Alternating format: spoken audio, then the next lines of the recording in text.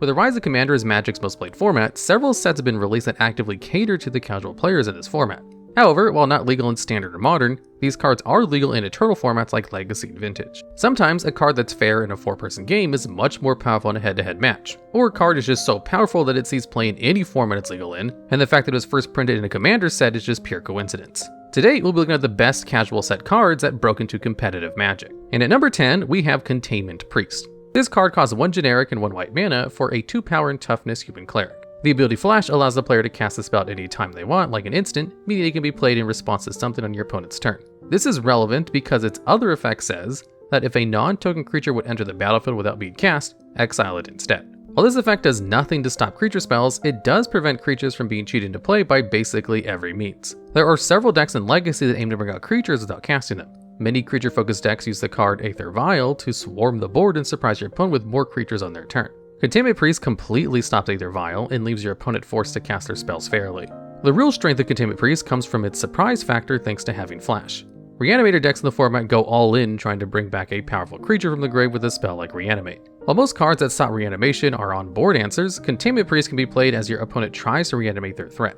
Before the reanimation spell resolves, Containment Priest can enter the battlefield and exile the threat that they were trying to bring back. This way, Containment Priest isn't just a deterrent, but an active answer and counter that can remove someone's win condition from the game altogether.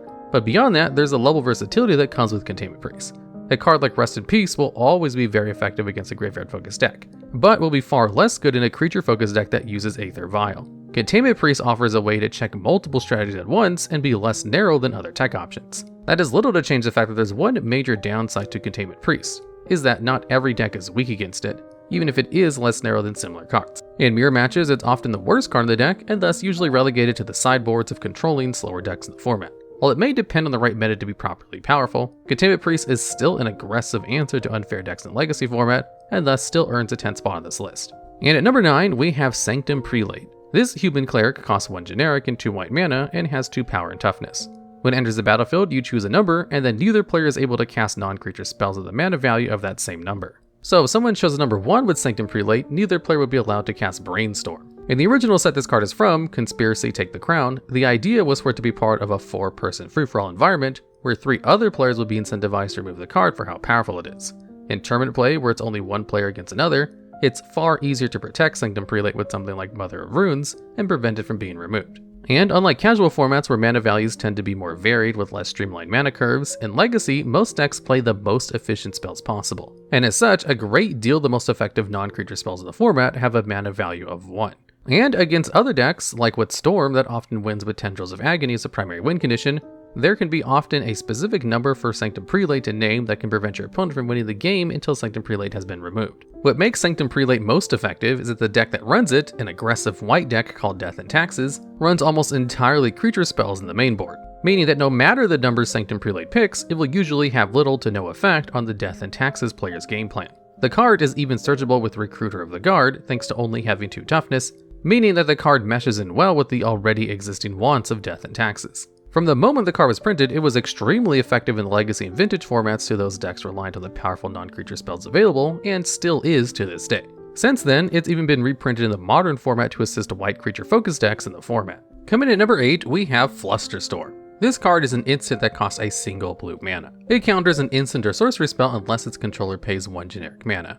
If this were all the card did, it would be a strictly worse 4-spike and be completely unplayable in any sense. As the card's name hints, however, Flusterstorm has the Storm keyword. This keyword copies a spell a number of times equal to the number of spells cast this turn. This counts spells from both players, meaning if Flusterstorm is countering the first spell your opponent has cast, this will make it at minimum 2 copies of Flusterstorm. Now, instead of being a worse 4-spike, Flusterstorm is closer to a mana leak, which is more playable but far less potent. The design of Flusterstorm clearly takes the 4-player format of Commander into mind, with the storm count rising for each player, and in most sanctioned formats, stacks that high would be a rarity. But in Legacy, and especially Vintage, the prominence of Storm decks makes Flusterstorm an actually potent card. Storm decks are built around the Storm mechanic, casting rituals and churning through the deck, casting as many spells as they can in one turn, and end the game with 1 big Storm spell. Usually it's quite difficult to counter a Storm deck's win condition since Storm splits the spell up into separate copies.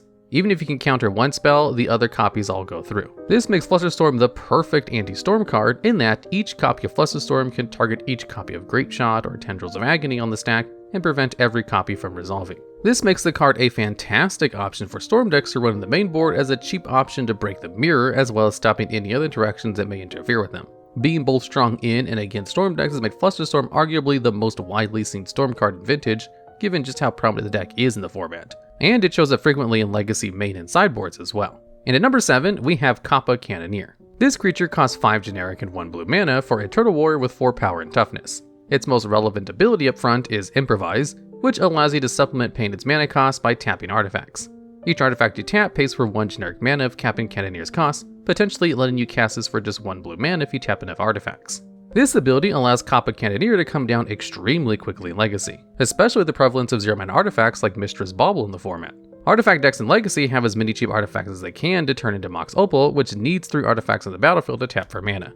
Since these decks were already built to have Mox Opal working on turn 1, these decks can fairly consistently play Kappa Cannonner on turn 2 or 3. Playing it out so early means that often decks are unable to even interact with it, given that it also has an ability called Ward, which makes it so someone must pay an additional cost when targeting the creature. In this case, Kappa Cannonner has Ward 4, meaning any spell that an opponent casts targeting it would cost 4 extra mana. In the early stages of the game, most decks cannot afford that cost, and thus Kappa is virtually untargetable for multiple turns. Its final ability provides a protection from dying in combat, as well as whenever an artifact enters the battlefield under your control, you put a +1/+1 counter on Kappa and it cannot be blocked this turn. In a 20 life format like Legacy, even just a few turns of uninterrupted Kappa Cannonner attacks can shred through over half an opponent's life. Since its printing in the Kamigawa Neo Dynasty Commander decks, Kappa Cannonner has been a mainstay in aggressive artifact decks in Legacy. And at number 6, we have Retrofitter Foundry. This is a 1-mana artifact with multiple abilities. You can pay 2 generic mana and tap it to create a 1 power 1 toughness servo token. You can pay 1 mana, sacrifice a servo, tap it, and create a 1 power 1 toughness Thopter token with flying.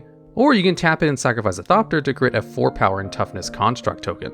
On top of this, you can also pay 3 generic mana to untap Retrofitter Foundry. This card is designed for you to chain your way up from small tokens to one that has an ability that makes it only blockable by other creatures with flying or reach, and then finally a creature with more formidable stats.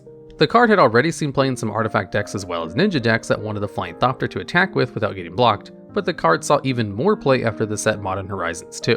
This set introduced Urza's Saga, a land that doubled as a Saga enchantment. After enough turns passed, Urza's Saga would reach its 3rd ability, which searches your library for an artifact that costs 1 mana. This ability allows someone to search up Retrofitter Foundry, leading to even more decks including a single copy of the deck just off the chance it was relevant in the matchup.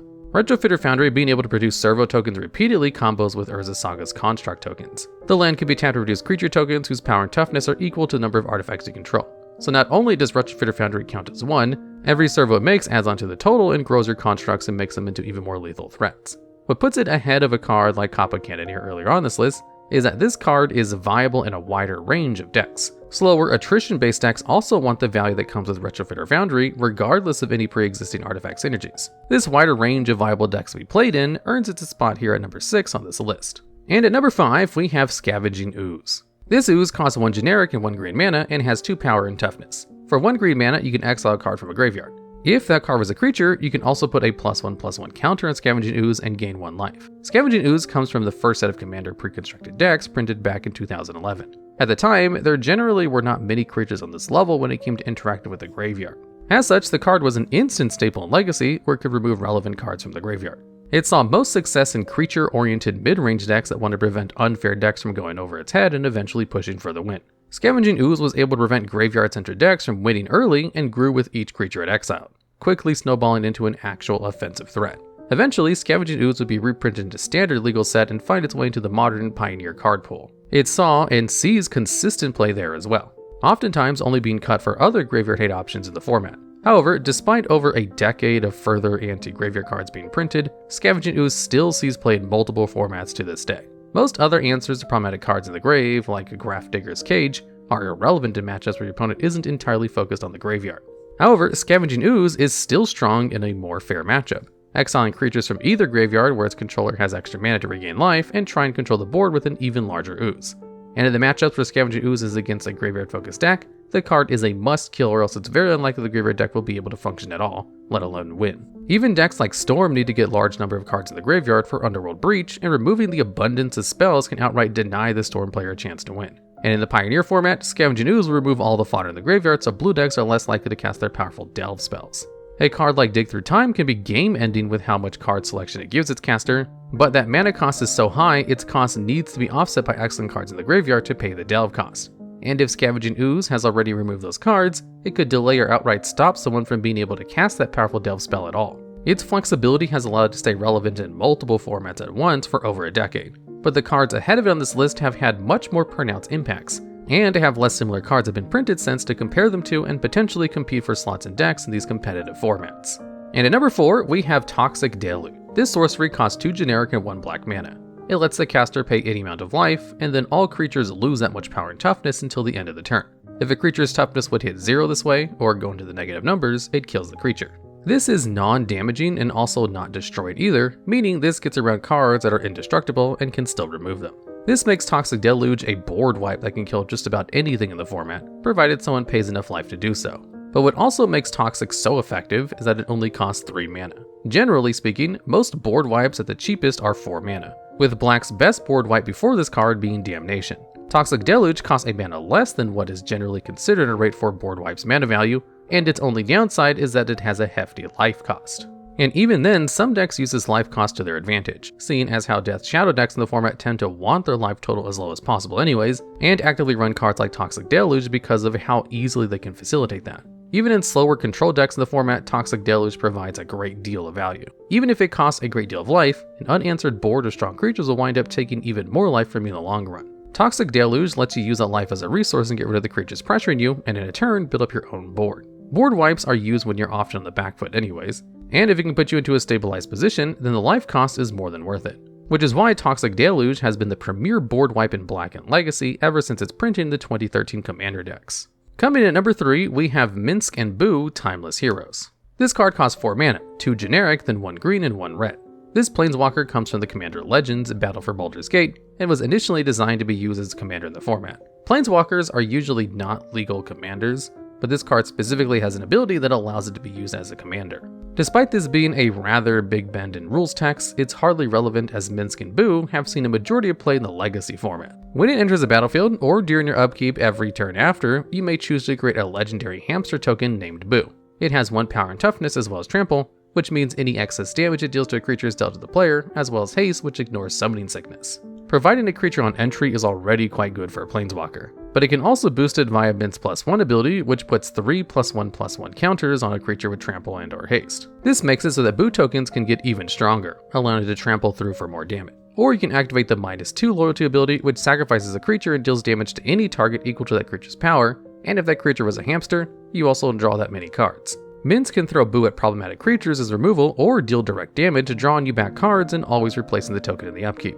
Minsc and Boo sees play primarily in 4-color control decks, which are often preyed upon by aggressive mono-white decks. Minsc and Boo can provide repeated removal for threats, or more importantly, provide pressure to protection effects like Mother of Runes. Mother of Runes would usually help stem the tide of removal, but now with the assistance of the -2 ability, these control decks are able to more effectively force the protection of Mother of Runes and freeing up other interactions to be used more effectively. Beyond this, in a controlling game state, the control player can instead choose to grow their Boo token and attack in for damage, effectively serving as a win condition for the deck as well. There is essentially no stage of the game where drawing a copy of Minsc and Boo is bad, seeing as how it represents removal, furthering the board state, and a card draw all in one. And at number 2, we have Seasoned Dungeoneer. This card costs 3 generic and 1 white mana for a 3 power 4 toughness human warrior. When it enters the battlefield, you take the initiative. The initiative is a mechanic designed for Commander in which one player has the initiative and another player may take it by dealing combat damage to the player who currently has it. Whenever a player takes the initiative, or at the beginning of their upkeep when they have the initiative, they venture into the Undercity. This is a play on the dungeon mechanics from the Adventures in the Forgotten Realm set, with the Undercity function as a token with various optional effects that get stronger the further down you venture. The idea of the initiative is it's supposed to pass back and forth around a free-for-all table and incentivize the whole group to attack each other. However, in a format like Legacy or Vintage, there's only one opponent. And that means there's only one person who can threaten to take the initiative. It's much easier to keep the initiative for several turns on end, getting further through the dungeon and gaining even more potent effects. For example, one early option in the Undercity causes target player to lose 5 life. In Commander, all players start with 40 life, but in sanctioned formats, the starting life total is 20, and thus visiting this one room in the Undercity deals 1/4 of your opponent's life in one go.